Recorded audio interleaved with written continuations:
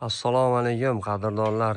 Mana bugun 2026-yil 7-fevral haftaning shanba kunidagi g'ishtlarimizda urilgandagi holatlari ko'pchilik shu sho'rdan ko'p cho'chishadi. Qishda qurilish qilmaylikmi, sovuq tushganda deb. Bu g'ishtlarga xudo xolasa qishdami, yozdami, xudo xolasa umuman sho'r kuzatilmayapti. Inshaalloh kuzatilmasin. Bu o'zimizning uy, xudo xolasa anchadan beri qo'yganim yo'q edi. Mana holatlari. Xudo xolasa bu narsa yuvilgan, netgan emas, xudo xolasa bu yomg'irlardan o'tib gandagi holatlari.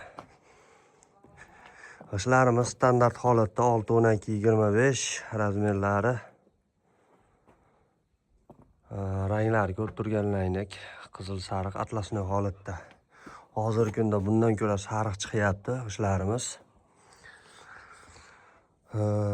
Endi o'sha paytda xumdon remont bo'lmagan edi. Hozir xumdonlar remont bo'lib, sap-sariq holatda chiqyapti. Nariga videolarni ham qo'yib boryapmiz. Narxlarni, razmerlarini aytib o'tdim. 750 so'mdan zavodda o'zida juma kuni 740 so'mdan qilib qo'yganmiz. Vodiy bo'ylab katta kichkina mashinalarimiz bor. Bemalol olib borib beraveramiz.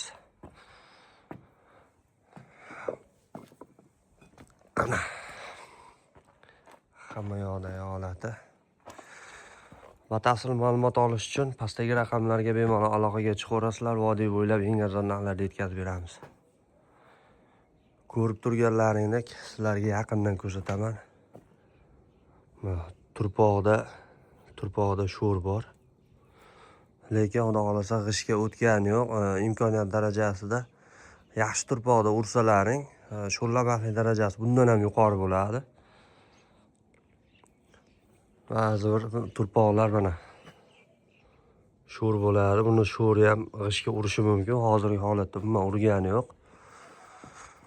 G'ishtlarimiz sanoqlariga uqalanib ketmasligiga 100% garantiyalari bor. Batafsil ma'lumot olish uchun pastdagi raqamlarga aloqaga chiqaverasizlar qadrdonlar. Vodiy bo'ylab eng arzon narxlarda yetkazib beraveramiz.